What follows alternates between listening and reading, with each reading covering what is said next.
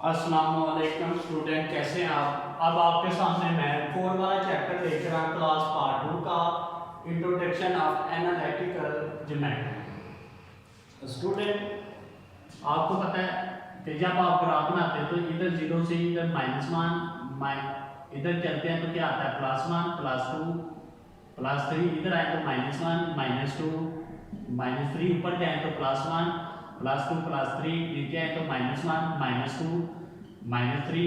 ये first quadrant है, ये सेकंड क्वाड्रेंट है, ये थर्ड क्वाड्रेंट है, ये फोर्थ क्वाड्रेंट है। आपको एक चीज समझ आ गई कि फर्स्ट सेकंड और थर्ड क्वाड्रेंट जो है और फोर्थ वाला क्वाड्रेंट, इधर x पॉजिटिव होता है, इधर x नेगेटिव होता है, इधर y पॉजिटिव होता है, इधर y नेगेटिव होता है। तो पहला क्वेश्चन वो करने लगा कहेगा x, अगर कहेगा x ग्रेटर देन 0 है तो इसका मतलब है 0 से x बड़ा है। ये बड़ा आ गया ना, ओपन मुंह आ गया, x 0 से बड़ा है तो इस तरफ जाएंगे तो ये x का हाफ प्लेन आएगा। तो आप इधर लिखेंगे x का हाफ प्लेन। अच्छा, जब आप लिखेंगे तो ये राइट साइड पर तो x का हाफ प्लेन राइट वाली साइड। अगर वो लिख दे x भी ग्रेटर देन 0 है, y भी ग्रेटर देन 0 है, ये सेकंड यूज है, तो आप बताएंगे x ग्रेटर देन 0 का मतलब है x पॉजिटिव y भी पॉजिटिव, तो ये फर्स्ट क्वाड्रेंट है, तो लास्ट आप लिखेंगे फर्स्ट क्वाड्रेंट। ऐसे स्टूडेंट पहला क्वेश्चन आप सॉल्व करेंगे 1.4 का। अब आप सेकंड क्वेश्चन की तरफ चलते हैं स्टूडेंट, तो आप देखिएगा वो कैसे सॉल्व होता है, आप देखिएगा। क्वेश्चन नंबर 2 जिसमें वो कह रहा है कि आपने क्या करना है, डिस्टेंस फार्मूला लगाना है, mid point formula.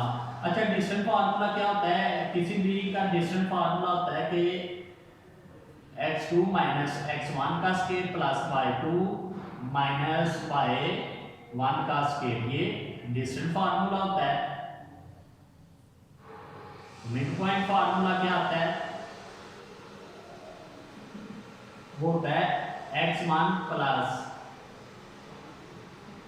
x2/2 y1 plus y2/2, ये मिड पॉइंट फार्मूला होता है। स्टूडेंट, ये हमने क्वेश्चन नंबर 2 में करना है। हमें ए भी दे दिया गया है,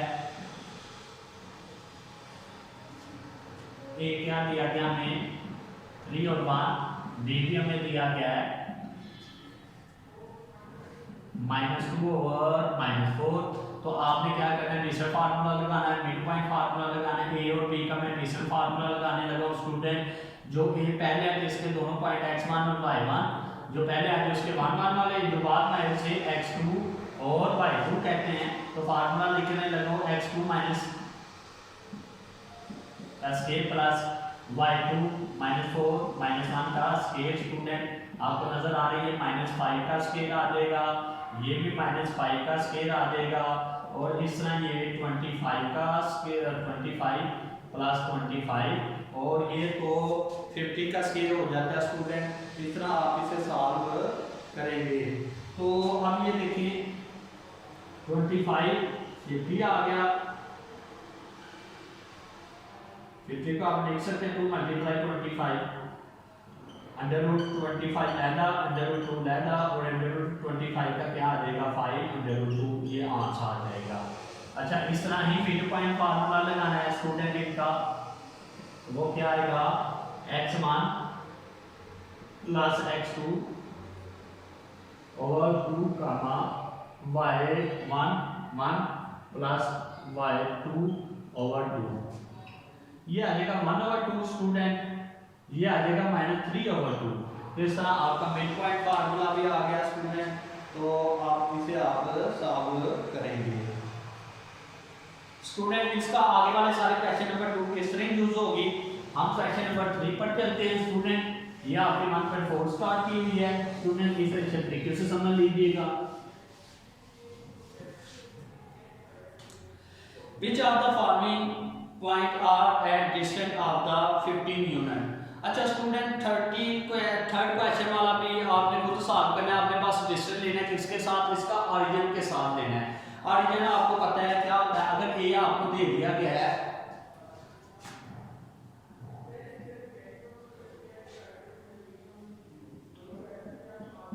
और ए का आपको ऑरिजिन दे दिया गया है 0 0, अगर आप ओ से ए का डिस्टेंस फार्मूला लगाते हैं स्टूडेंट, तो आप लगाएं, डिस्टेंस फार्मूला आपको आता है, ठीक है।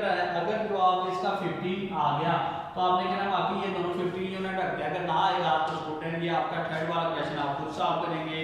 उसके बाद फोर्थ वाला क्वेश्चन में आगे, show that the point A B C are the vertex of right triangle. ये स्टूडेंट एक सवाल सॉल्व करूंगा, तो आप इसको अच्छे तरीके से सॉल्व करने का मेथड सीख लीजिए, क्योंकि इससे आगे वाले सारे जिससे मैथ होते हैं स्टूडेंट, तो हम उसे सॉल्व करेंगे। मतलब ए आपको दे दिया गया है 0 2, बी आपको दे दिया गया है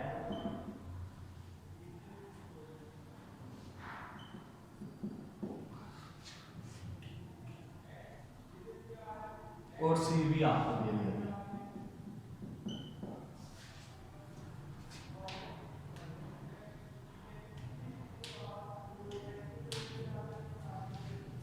ये -2। अच्छा स्टूडेंट, आप इसे ट्रायंगल बना रहे, तो ट्रायंगल बनाकर आप ये ऐसे रख ले, आपकी मर्जी जिसको हम जिधर मर्जी रखें। आपने इसकी ट्रायंगल फर्स्ट किया, आपने क्या करना है, ए से बी का डिस्टेंस फार्मूला लगाना है। आपको डिस्टेंस फार्मूला आता है, आप जब डिस्टेंस फार्मूला लगाएंगे स्टूडेंट, तो अब इसको सॉल्व करके आप ले आते हैं। अगर 12 स्केल ले लेना ताकि अंडर रूट कट जाए। जब आप बी से सी का डिस्टेंस फार्मूला लगाएंगे, उसका स्केल लेंगे, तो अब आपके सामने आ जाएगा 4। और जब आप सी से ए का डिस्टेंस फार्मूला लगा के स्केल लेंगे, तो अब आपके सामने आ जाएगा 60। तो स्टूडेंट कौन सी साइड बड़ी आएगी, जो साइड बड़ी आती है उसे साइड पर रखते हैं, जो साइड। अच्छा, इनमें से मुझे नहीं पता कौन सी हाइपोटेनियस है, ये तो मैंने तुक्के से फिर ट्रायंगल बनाई है ना। अच्छा, जो साइड का जवाब बड़ा होता है ना, वो हाइपोटेनियस होती है। तो आपने क्या लिखना है, हाइपोटेनियस का scale is equal to base का स्केल और परपेंडिकुलर का।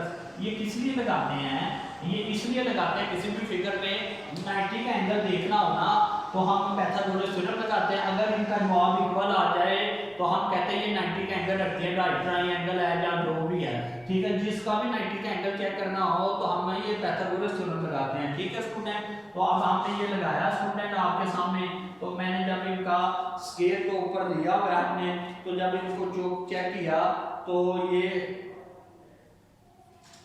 इनका स्केल तो आ रहा है ऊपर है, हाइपोटेनियस का भी स्केल नजर आ रहा है, सी ए का स्केल नजर आया और बेस का भी स्केल है, तो ये बी सी का स्केल भी नजर आ रहा है और परपेंडिकुलर का भी स्केल नजर आ रहा है। तो लिहाजा हमने जब ये लिखा तो ये आ जाएगा आपका 60, ये आपका आ जाएगा 4, ये आपका आ जाएगा 12। जो आप इक्वल आ गया तो हम कहेंगे क्लियर है कि ये राइट ट्रायंगल है, ये वर्टेक्स राइट ट्रायंगल के हैं।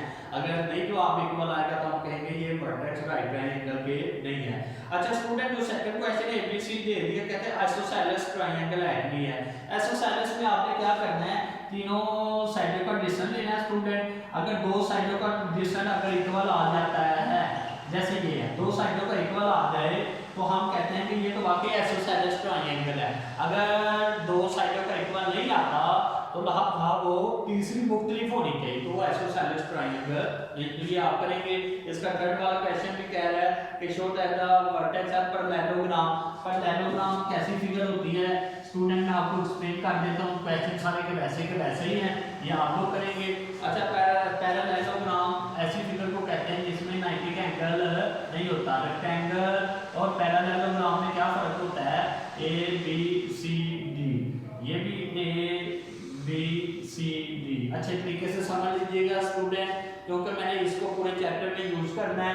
ऐसी फिगर को रेक्टेंगल या पैरेललो, ये पैरेललोग्राम है और ये रेक्टेंगल है स्टूडेंट। अच्छा, रेक्टेंगल में क्या निशानी होती है, इसकी क्या डेफिनेशन तो सेम होती है, हम कहते हैं अपोजिट साइड। अपोजिट, इसकी अपोजिट साइड ये है, तो अगर ए बी का डिस्टेंस होगा तो किसके इक्वल आएगा, डी सी के डिस्टेंस के इक्वल आएगा। अगर मैं ए डी का डिस्टेंस लूंगा तो इक्वल आएगा बी सी के डिस्टेंस के इक्वल आएगा, इसकी अपोजिट। इसमें भी सेम ऐसे ही है, दोनों की डेफिनेशन की हद तक तो ये ठीक है, लेकिन फर्क क्या आता है दोनों में। एक कहता है फिगर 90 का एंगल बनाती है, एक फिगर 90 का एंगल नहीं बनाती।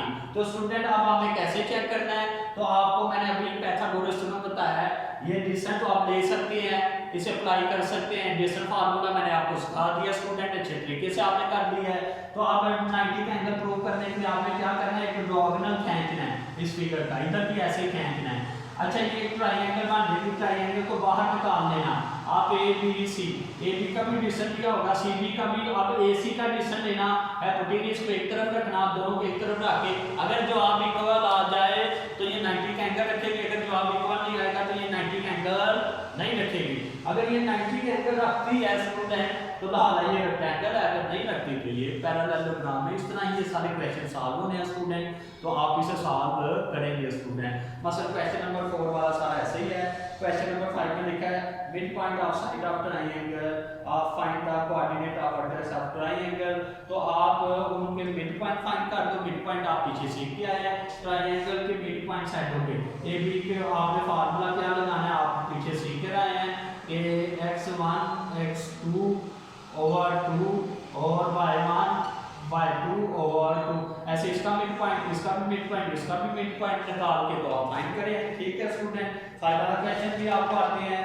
अच्छा 6 वाला क्वेश्चन आप देख रहे हैं, फाइंड एच फाइंड करना है। तो लेकिन वो कह रहा है 3 पॉइंट दिए गए हैं आपको, तो वर्टेक्स ऑफ राइट ट्रायंगल, ये राइट ट्रायंगल है, तो अभी भी मैं बता कर आपको पाइथागोरस थ्योरम के मुताबिक उसमें से एच निकालेगा, क्योंकि उसमें क्या होता है, हाइपोटेन्यूज का स्केल इज इक्वल टू होता है बेस का स्केल और प्लस परपेंडिकुलर का स्केल।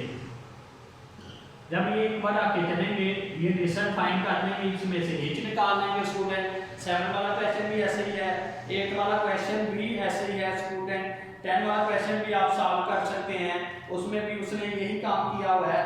और ये देखिए स्टूडेंट 11 वाला क्वेश्चन भी ऐसे ही है, उसने क्या find each the coordinate of the vertex A B C D are parallelogram. तो स्टूडेंट इसे आप सॉल्व कर सकते हैं। 12 वाला क्वेश्चन सेम टू सेम ऐसे ही है कि जिसमें उसने कहा कि 2 वर्टेक्स है कोऑर्डिनेटेड ट्रायंगल के A B C, find the third vertex. तो आपने वही पाइथागोरस थ्योरम लगाकर उसे सॉल्व करें और थर्ड साइड आप निकाल सकते हैं। मैंने असल में आप 13 14 15 16 17 एक जैसे हैं, लिहाजा मैं 14 13 से स्टार्ट करने लगा हूं। इससे पहले सारे के सारे नोटेशन फार्मूले से सॉल्व होते हैं स्टूडेंट, तो आप उसे सॉल्व करेंगे, आपको मेथड बता दिया गया है।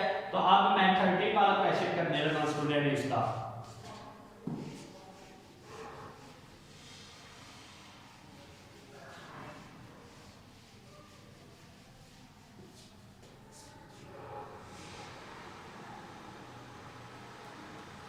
अच्छा कहते हैं find the point intersecting triangle A and B, trisecting. अच्छा ए और बी को कितने हिस्सों में काट रहा है, 3 हिस्सों में। ए और बी को कितने हिस्सों में वो काट रहा है, 3 हिस्सों में। ट्राइसेक्टिंग जॉइंट पॉइंट फाइंड करना है हमें।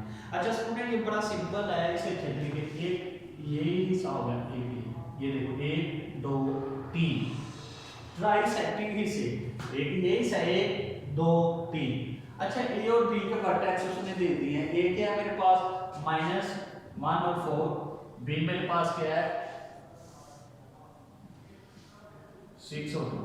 स्टूडेंट बड़े सिंपल सा इसे अच्छे तरीके से समझ लिया ट्राइसेक्टिंग कैसे करते हैं। तो वो अगर वो सेकंड लाइनों को तोड़ना, सेक्टर का मतलब है काटना तोड़ना। अगर ये सेक्टर बना रहा है, लाइनों के टोटे बना रहा है, तो इसे सॉल्व कैसे करते हैं।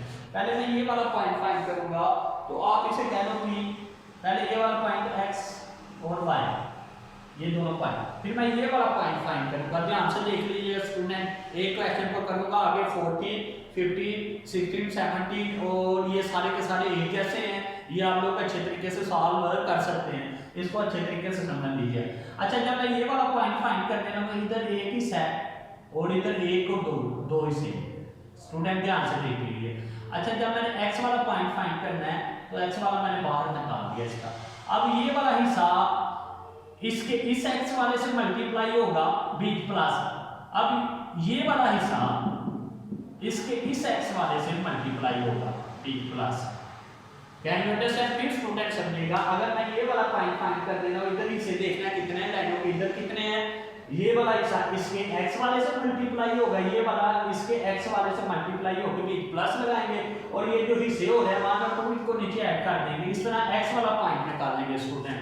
तो ये आपके सामने आ जाएगा 6 - 2 और 3, तो ये आपके सामने आ जाएगा 4/3। अच्छा अब y वाला निकालना है, वो कैसे निकालूंगा?